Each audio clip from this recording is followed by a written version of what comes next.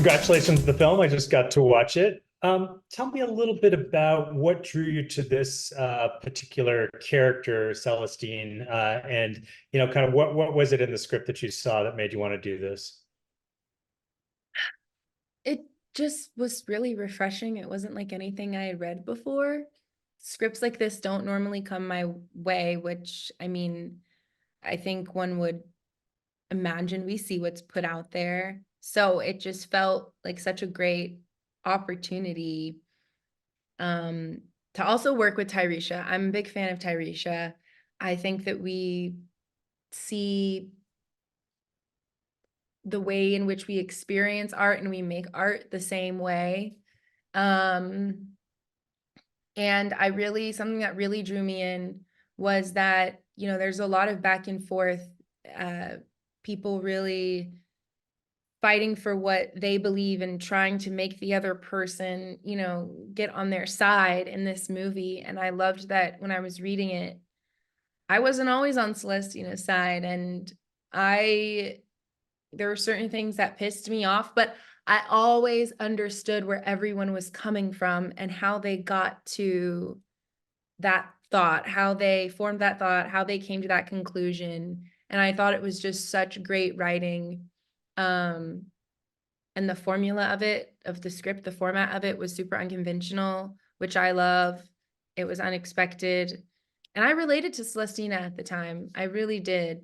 A lot of what she was feeling and going through, I was going through at that, not the particular situation, but those emotions and confusion I was going through at the time. So it just felt really meant to be.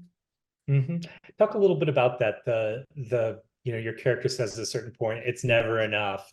She's having a lot of this sort of emotional anguish, ostensibly about her wedding, but about a lot of other things too, her career, her friends.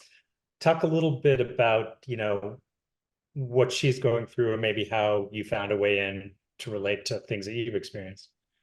Yeah, I think it's never enough. It's interesting because I don't necessarily think that what she means by it is she wants more. I think it means that she actually wants less. Like it's never enough the more I get rid of, because she has grown up and she's had this very privileged life. Parents who love her. Um, they had enough money to take care of her and send her to school. And, when she gets into that argument with her friend who tells her, none of us want to have to work our 9 to 5 so that I can put my time, I can spend time on art, but I have to have a job. And for Celestina, it's like, okay, but me working in the corporate world doesn't change that for you. Like, why can't I be happy too? And I think that's what she means by it's never enough. There's nothing that we can do in terms of like me minimizing my problems don't make all of the horrible things that are happening in the world go away. Can we involve ourselves? Absolutely. Are there ways to help? Always. But what doesn't help is putting your joy aside. And I think that Celestina wants to sacrifice so much to feel like it will change the fact that, her friend Eli died in this natural disaster. And there's these, there's like this implication in the movie that is the world coming to an end? What's happening? And there's not enough that she can sacrifice that will stop people from dying, that will, you know, stop these atrocities that are happening around her. And she's also, maybe she could be doing something more like leaving her house and being hands-on, like, I don't know, join the Red Cross or something. you know, um, but she's trying to sort it out. It's interesting. I guess it really is like an odd take on like the the plight of the privileged or something like that. Yeah, Right? It's super yeah. odd, especially coming from a Black girl, like struggling with what do I do because I have so much? What? Yeah. You had said a little bit earlier that you really related to the director's creative process. What did you mean by that?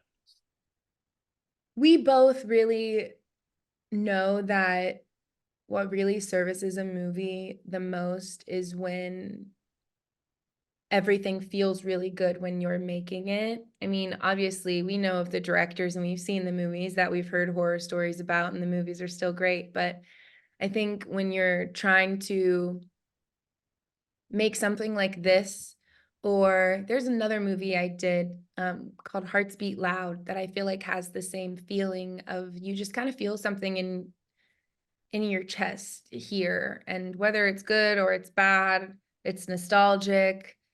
I say that The Young Wife feels very like misty, like it feels like dawn. Um, Yeah. you don't know like is something really bad or really good going to happen. Um, we love we love that feeling. We both feed off of that feeling, and that can only happen when everyone's buzzing on set. There has to be Energy. this energy, Yeah. and that's what I am always on the hunt for. That's Mm. what I want. And so does Tyresha. I mean, we talk about it all of the time. And I mean, right now, our industry is in such a crazy place. But I think it's great for people like her and I because we're really, really, I think a lot of people are realizing, oh, we have to come together and like, are we going to have to self-fund? Are we going to have to, it's boots on the ground. Interesting. Great way to end. Kiersey, thank you so much. Enjoyed the movie and congratulations on that. Thank you so much. Have a good one.